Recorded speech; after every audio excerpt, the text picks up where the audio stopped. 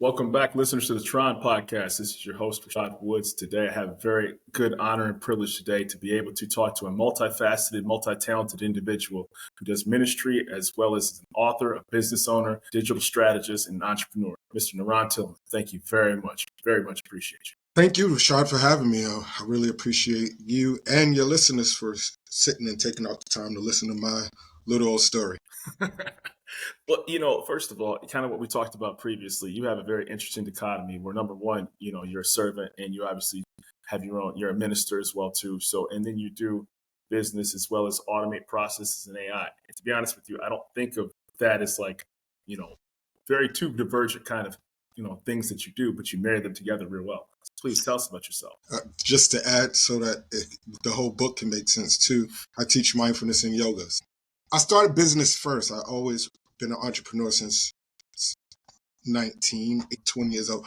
When you get close to 50, all of those years start to merge together. In a few weeks, I'll be 50. So it was around that age that I got into my first business, which was construction. I started preaching when I was 24. And at first, I segmented ministry and business. And as I grew older, I realized that this was all a part of who I am. And now I have the ability to take the ministry lessons, the business lessons, and what I know about neuroscience, mindfulness, and movement, and bring them all together as a blend. And it affords me to have a unique perspective on not just life, but teaching. Okay.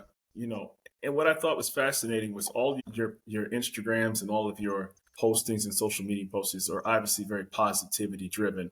And, you have your own company, Principal Matters, as well, too. Can you please go deeper in what that company is? Principal Matter is our podcast production company. Well, it's a production company, period. And it turned into a podcast production because we produce podcasts. Okay. It was supposed to be a music company. But as I started to grow in the podcast business, we started producing podcasts through the production company. The name of our podcast is Walk in Victory. Principal Matter is the parent, the holding company for Walk in Victory. We also have one Ministries podcast, and Lawrence and I have a podcast, Why and How Online, where we have discussions about how people should use their digital blueprint.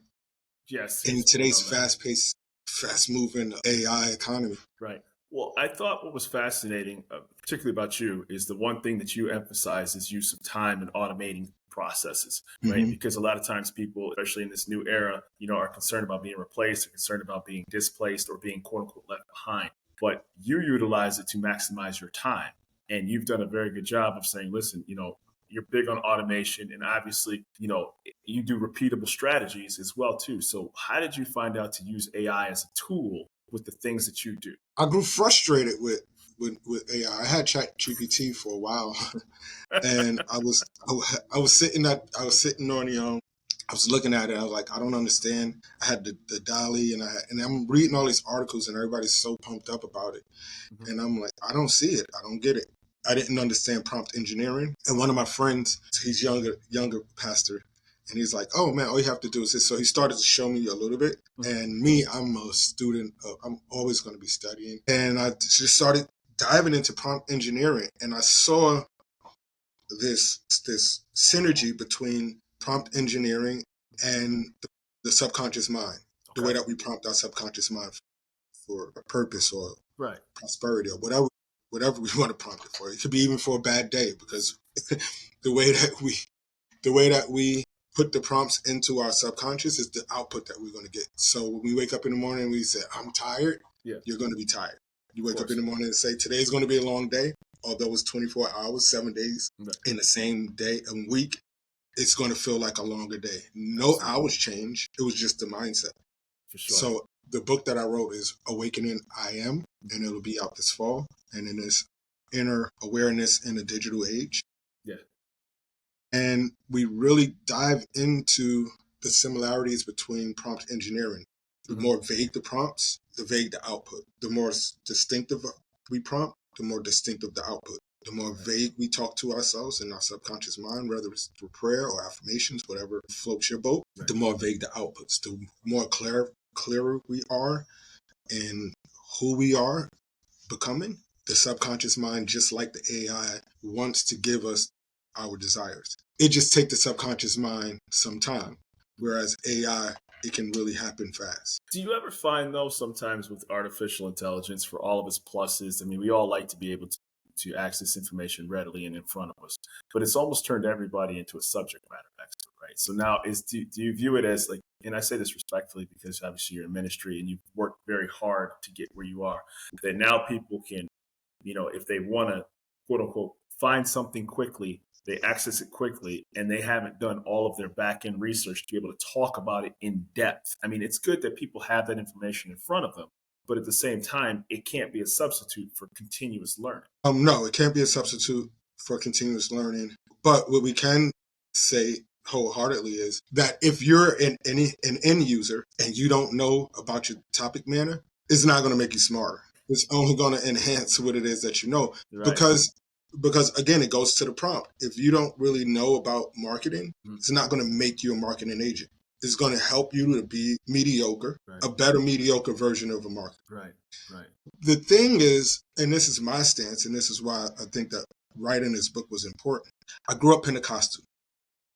Okay. And I'll be 50 again. Mm-hmm. When I was coming up, TV, movie, everything was a sin. So I've grown up through an era where I've watched religious institutions reject technology, only to have to circle back around to embrace it. Okay. Pre-COVID, we had ministers and ministries saying Facebook was the devil, right? Yeah. And these were real worldviews and thought patterns and processes. Now everybody had to embrace it. And we see a lot of people not doing it well. Right. And having Facebook is not an online ministry, but that's a whole nother. My thought here is, and you can follow me and interject.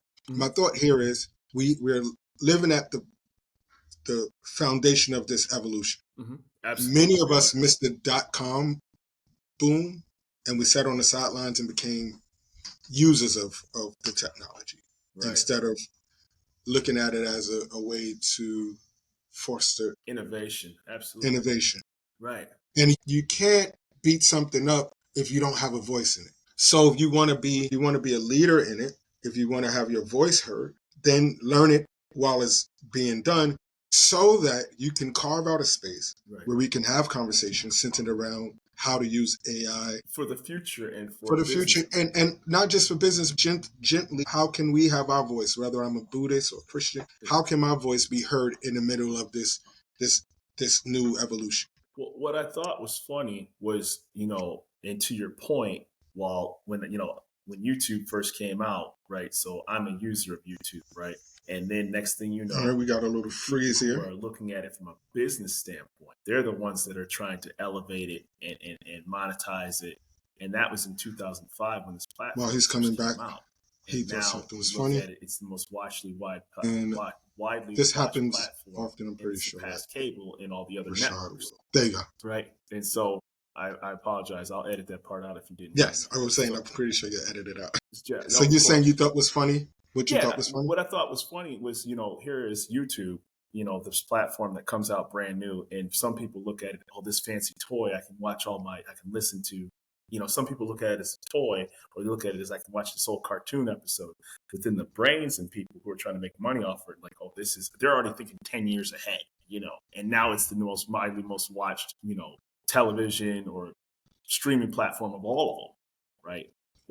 Those people who are looking at AI 5 years ago already were thinking of it as a business. And that's why I'm saying we have an opportunity to be at the forefront. You're going to have, if you already have an audience, we're going to need people that think like us, that look like us, that act like us, to understand the technology so that we can go and tell the people that think like us, that look like us, how to use it safely.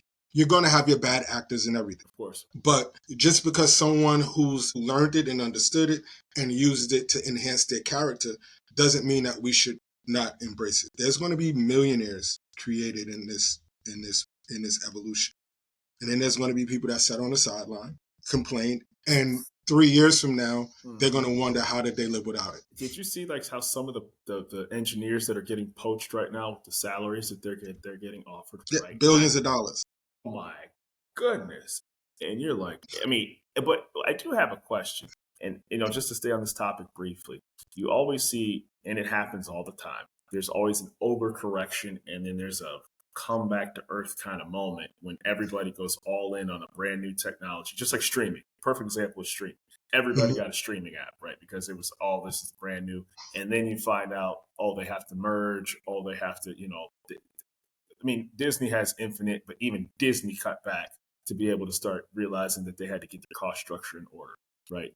And then, so do you find that there's going to be a real high and then there's going to be a come back to earth kind of moment, so to speak? Like in anything, if you look at it right now, we have such a fight to a call to action from all of the leaders that they're putting out bad products. Right. And smaller companies who are taking their time and being themselves, the true I am itself, right, are putting out better products than the leaders because they're competing against each other. And you can't create wealth through competition. Wealth is created through creation. And the better we are at creating. That's why come these AI leaders are being poached, right, because they're actually spending time in creation, right, mode, right? And they're seeing past whatever limitations, and they're pushing the envelope, whereas someone else is trying to copy what they're creating to be a trend, and you can't be, and trends don't last. And two, because when AI first came out, it wasn't a large leading company that was leading the forefront of it all, right? So you have layers of these multi-layered companies like a Google that may have had a large structure to get approval to get through something. And meanwhile, ChatGPT, because it's one guy with a vision in his head, he can just, hey, I'm going to take the risk and make this work. And meanwhile, it has to go through VP, strategist, team, executive, CEO has to sign off on it. So it could take a year and a half before it finally says, hey, guys. And now it's too late. Now you're too late, because what happens is when a person falls in love with a brand or a product, I don't care who comes next, even if that was a brand or a product that you loved before, people usually stick with the devil that they know. Of course. Like the rollout of ChatGPT 5. ChatGPT 5 is faster, it's stronger, it got a better suit, but everybody liked the old Superman. And people's like, hey, well, what are you doing? Right. We didn't ask for this. We wanted to stay where we were at. And this is the era. This is where we're going to be living at. Right. Things that we know today is going to not be the same tomorrow. And that's going to be in medicine. Yes. That's going to be in ministry. That's going to be in music. Everything that we see today, it has an expiration date. How do you find that this industry, that this forefront of technology, what kept you to embrace it, particularly when you said some of your peers did not embrace it? And I say this respectfully in ministry because I grew up in church, right? And so it's very in person. It's very studying, your religious text, whatever you come from. And I say that respectfully. And it's very personal. So what made you embrace technology with some of your peers, and no disrespect to them, did not? Well, I've always been in business. And one of the ways to stay relevant, not to be Blockbuster, but to be a Netflix, is to look at what's happening in front of you. I did a college paper on that actually once too. I wrote a whole... And Netflix offered to sell themselves to Blockbuster, and Blockbuster declined. Yeah, because just like me, what I'm saying to people right now, I grew up and I pastored a traditional church. Now I do mainly ministry online. What I say to people right now is the money that you've invested, and this is just to ministries, the money that you would have invested in the music department, because we love our music, you take that budget and you invest it into a media team, including someone in AI. Yeah, that makes sense. Because other than that, you're not going to be relevant. If you don't have a SERP, if you don't have a digital blueprint, you're not going to be relevant. Right. And now with the way that AI search is totally different. People are using ChatGPT to look at your particular content. Right. And they're making purchases through there now. They're doing everything now like Google. So it's a different kind of search, just other than ranking high in Google SEO. And there's a lot to go behind it. And you want to be at the forefront of it. Of course. Because you're going to have lessons that are outdated, certifications that are not keeping up. So every morning I get emails about new and latest technologies just so that I can stay in the loop. Will I use them all? No.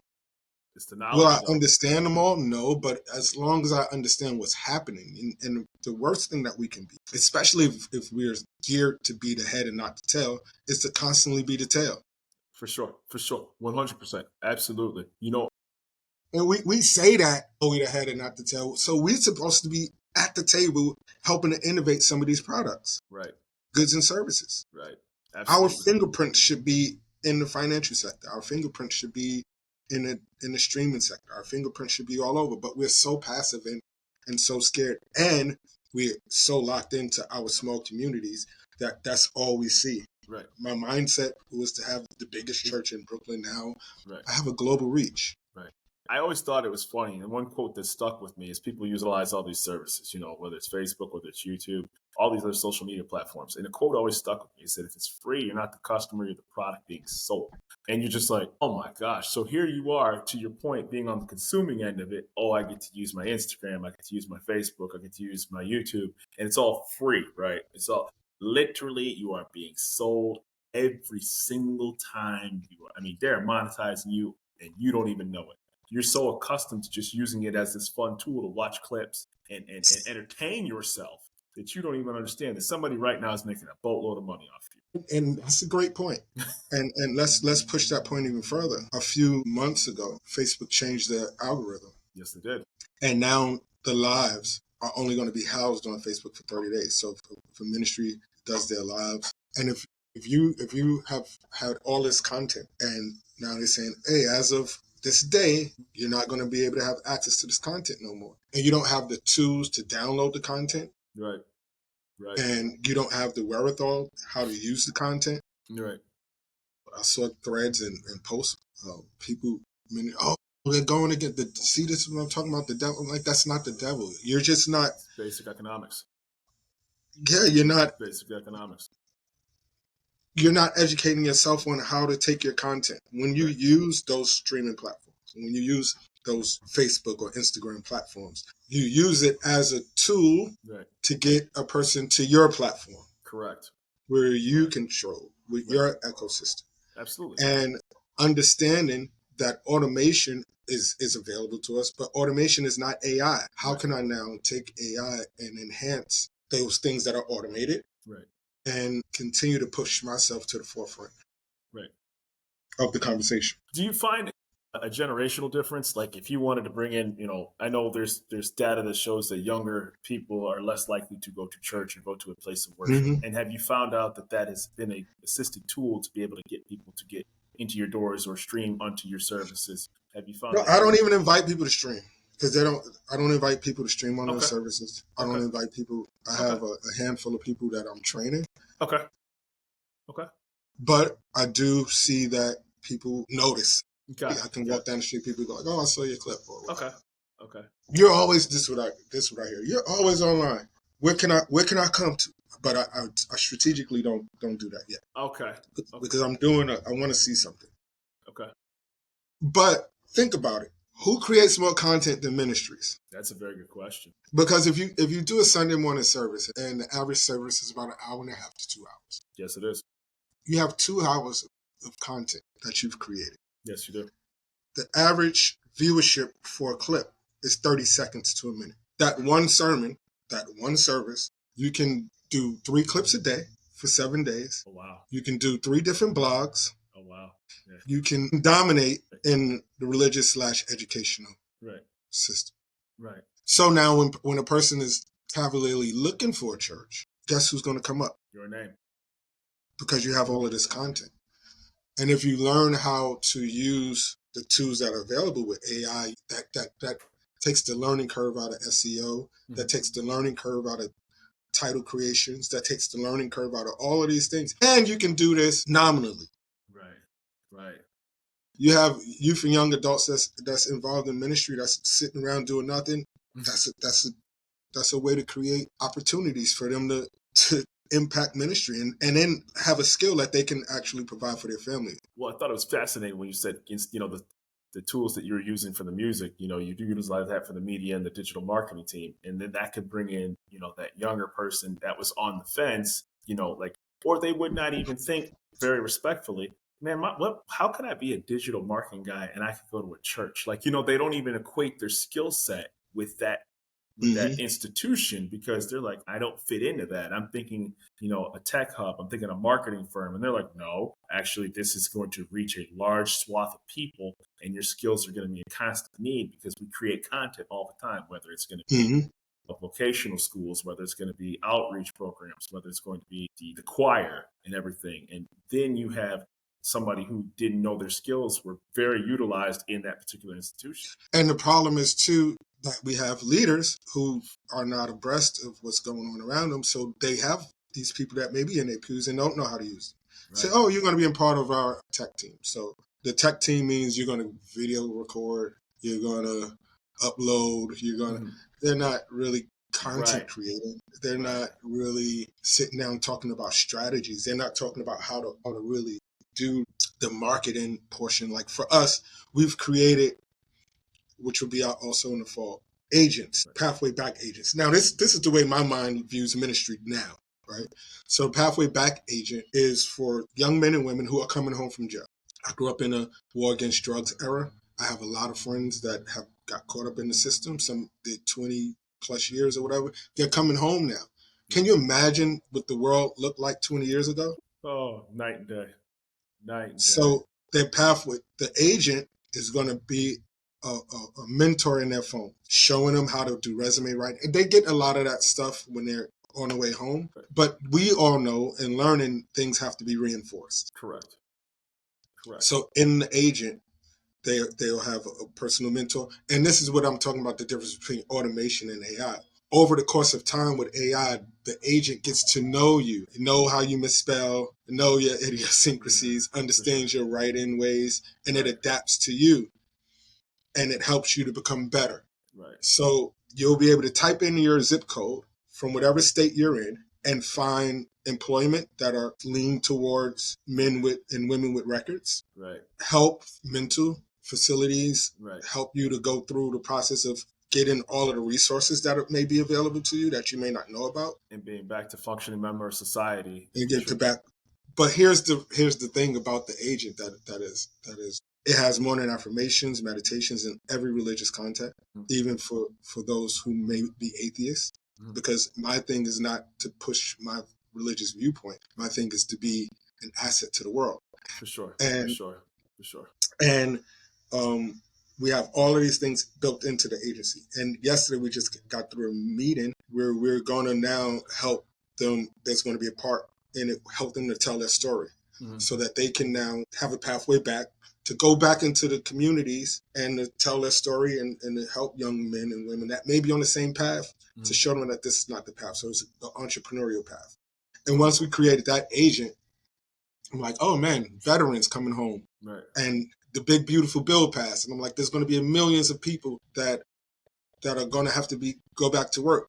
Right. So we have, from one thought, we created various agents that speak specifically to those needs. This is where people get messed up, and here's my marketing hat. They'll create one agent and try to speak to all of those needs. Instead of specifically per person, right? And this is going to be very specific. So the language model for the re-entry for a person that was incarcerated, the language model for the veteran that's coming home, the language model for someone who just sat on the couch for the last 20 years collecting Social Security or whatever they was doing. Right. They're all different language models. Right. And they're going to meet them where they are. And we have one for entrepreneurs too, where we are doing email challenges, funnel building, and sections on how to utilize AI for the business. Well, I think what's fascinating is that when you get into this podcast space, you learn real quick that there are processes that you need to automate. And, anybody who thinks that they can just slap a microphone and get a pair of headsets on and start, babbling and thinking that people are going to come, you're in for a rude wake-up call, right? It really are. And so I think that the embracing of technology as a utilized tool to free up time to do things better is certainly something that people should be more embracing, because at the end of the day, there's nothing we can do about what's coming down the pipeline. No, all we can do is prepare ourselves and be a leading voice in what's coming down. And that's what if you get nothing else from our conversation and you're listening to me, I'm saying to you that there's an opportunity for anyone. The thing about AI is it doesn't look at color. doesn't look at how much money you have. Right. All it does is give you back what you prompted. For real. And there's an opportunity for young men, young women, older men and older women who have dreams and have big creative ideas to take their creation to a whole nother level and to change your financial future. For sure. And so I always ask everybody this, they never need me to find out where people are, but I say this for the purpose of the show. Where can people find NaRon Tillman? NaRon Tillman. Kevin Durant said, Google my name. Now, our podcast is called Walk in Victory. Our website is walkinvictory.me. Yeah. We're still under construction. It'll be completed. And then we have our Pathway Back agent, which all of that stuff is going to be on the website. So walkinvictory.me. And again, if you just Google my name, I'm on all social media handles. You are active. Some of them, like on Facebook, is Walking Victory. On Instagram is Walking Victory. But on TikTok and all of those is just my name. Because on TikTok, I didn't want to have separate handles. So I put the content from ministry and the content from my podcast all under just my name. Right. Same thing with Twitter, just my name. But on Instagram and Facebook, I segment the audience. I have the church and stuff, which is One Ministries network, and the Walk in Victory stuff. Well, I got to tell you, I would have never, prior to this, and I say this respectfully, of course, put AI and ministry in the same sentence, right? It just would have never, I would have said, how does he bridge that gap and that divide?